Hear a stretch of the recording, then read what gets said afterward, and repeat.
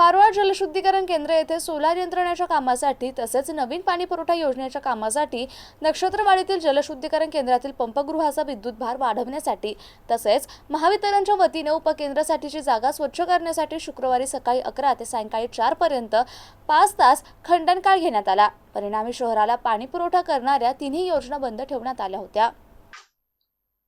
फारोळा येथील जलशुद्धीकरण केंद्रात महापालिकेच्या वतीने 250 केव्ही क्षमतेची सोलार यंत्रणा बसवण्यात आली आहे। या सोलार यंत्रणेतून वीज निर्मिती सुरू करण्यासाठी नेट एनर्जी मीटर बसवण्यात येणार आहे। हे काम करण्यासाठी महापालिकेच्या विद्युत विभागाने 1 तासांचा शटडाऊन देण्याची मागणी केली होती।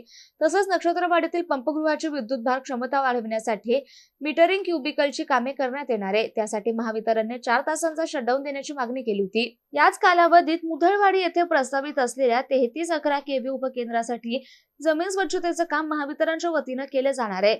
महावितरण आणि महापालिकेच्या विद्युत विभागाने शटडाऊनची मागणी केली होती। त्याप्रमाणे शुक्रवारी शटडाऊन घेण्यात आला होता।